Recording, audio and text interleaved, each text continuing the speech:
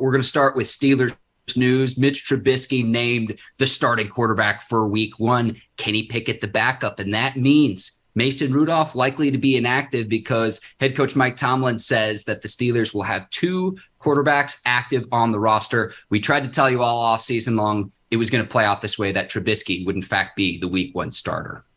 Yeah, I know it's hard making them executive decisions because all 3 of them played good between Mason, Kenny, and Mitch. You know, when you just look at what they did for the preseason, Mark, especially for practice, because I was able to be there for practice, I'm like, dang, what it's looking like you really got 3 starters. Now, some people will beg to differ and agree with what I said, but just looking at what they did in the preseason, looking at their stats, looking at their passer ratings, looking at the situations there was in 2-minute situations, down situations, short ball, deep ball, mid ball situations, controlling the offense situation between Mitch, Kenny, and Mason.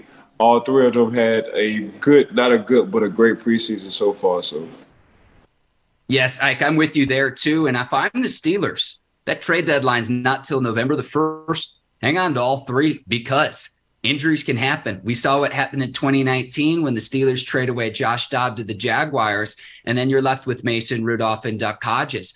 I'm not wishing injury upon any player, but if you're not going to send over a king's ransom specifically for a guy like Mason Rudolph, and I'm talking about like 3rd or 4th round pick, hang on to him for now because between Rudolph and Trubisky, they both have starting experience in this league. Kenny Pickett looked awfully comfortable in the preseason as well. It's a good problem to have for the Steelers early on in the season. And then that way you don't have to rush Pickett out on the field. You can let Trubisky start and see what he can do with this offense. I'm very excited, Ike, because there's a lot of young talent.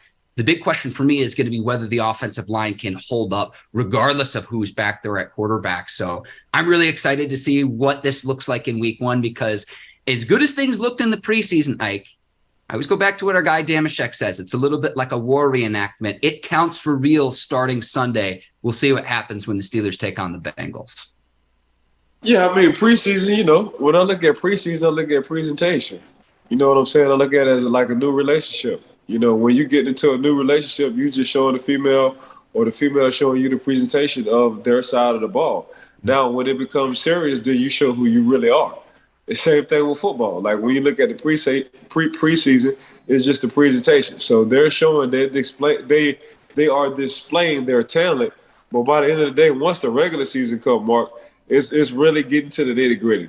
You know, you showing who you really are. And usually that happens in 8 games because 4 games, defensive coordinators, they just trying to see or feel you out. After the 4 games, they already know exactly what you're good at, what you're not good at, where they can come from when it comes down to blitzes, and they'll take off from there. Now, after you change up your game plan, after you evolve as a quarterback for the next 4 games, and that's 8, then you got action. You know, so you know exactly how defenses are looking and preparing for you. So, but you know, Mitch been doing it for a minute. He got a high, pretty much winning percentage, I think, and we've been saying this for a long time, like the grass is greener. When he came to the city of Pittsburgh, he got receivers tight end. They are fixing the offensive line. They got running backs. And by the end of the day, he got a head coach who loves him. You know, by the end of the day, when you find or when you're somewhere where people love you and you got a coach that embraces your personality and what you do and set aside on everything that happened to you before, it's easier to come to work. You know what I'm saying? So when you're looking at the Mitchell Trubisky situation, that's what he in. When you look at the Kenny Pickett situation, it's just, I mean, he's the home. You know, he's a Yenzer. He's homegrown, as some people would say. So with Kenny Pickett, he's done something that's really haven't been done in a while consistently, and that's just being a 4-year starter in college. You know, so when you do see him take the field, it's natural. He's calm. He's cool. He's collective. He's not panicking. He's not worried about everything. But it's just reps after reps after reps after reps that he's have had in college, Mark. So, and we all know Mason Rudolph's story. Mason Rudolph, you know, he probably got an unfair shot when it comes down to the media or people just criticizing him. But you can't deny what Mason has been doing for this preseason. You know, he's calm, cool, and collective, and now he feels like he can breathe a little bit. So right now the Pittsburgh Steelers, Mark, they're in a great situation when it comes down to having 3 quarterbacks that potentially when you look at the passer rating, the situations they have been in the preseason and how they handle adversity, all of them get along well, and that's something that usually don't happen. But I got to tip my hat to Coach T for having that kind of locker room and that room with everybody understanding, yeah, it's going to always be competitive, but make sure you respect my decision making.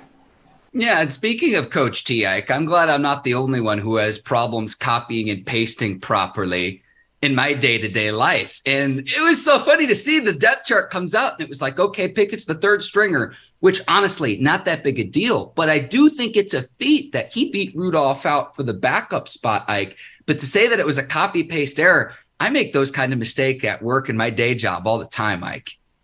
Right. And, you know, I talk intelligent, but I text ebonics. So I make them kind of mistakes all day, every day. I'm just glad I'm not the only one. And honestly, it was like, man, is there more to this? That Rudolph is the backup and then he's the third stringer. And it's just like, right. Oh, we copied and pasted it incorrectly. And again, I'm glad that this happens even at the highest level with Coach Talbot and company with the Steelers, Ike. And again, I think it's a tremendous feat by Kenny Pickett to be even the backup as a rookie and to beat Rudolph out because, look, Rudolph probably not a franchise guy, but he's capable of coming in for a game or two or for several games and at least weathering the storm. He's demonstrated that he can do that. He has a winning record as a starting quarterback in this league. So, again, I don't think he's going to be Joe Burrow or I don't think he's going to be the elite of the elite in the AFC. But there's nothing wrong with the quarterback having a backup role in this league and carving out a niche there and being the best you could be in that role. And that's what we'll have with Mason Rudolph as the third stringer moving forward, Ike. I want to say this, Ike. I'm not sure if I've brought this up to you specifically.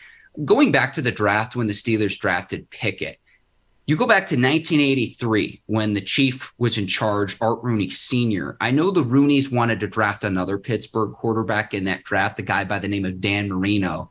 And they let him go with their first-round pick. So that wasn't going to happen twice when Pickett was on the board, the hometown kid right in your backyard playing for Pitt. It's no wonder that they drafted Pickett. I don't know if I've ever mentioned to you that before, Ike, but did some homework, did some research on that. Yeah, at the time, Mark, I just think, like, Pittsburgh had Pickett as one of the highest rated in this draft, quarterback NFL ready. And he just wound up falling in their lap. We talked about this on our show earlier when it came down to the drafts. They picked the top five drafts, the first five drafts, with defensive guys. I don't know when the first or the last time that has happened in the NFL draft. You know, usually it's a quarterback, offensive lineman, a defensive end. Like, it's a mix-up between the top five. But, you know, in the 2022 draft, man, there was five guys. And the top five guys were defensive guys. So when you look at that, man, that's kind of unusual.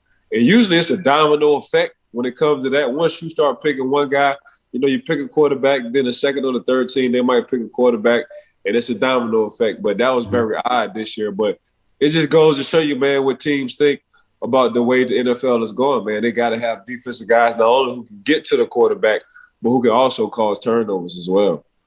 Ike, this is why you're the absolute best. You said that, and I'm like, there's no way that that's true. It's true.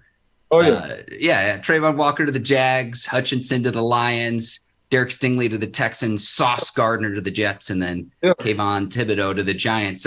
You said that, and it just didn't sound right in my brain. I'm like, there's no way that that's true. It's true. It's yeah. And yeah, that's five years.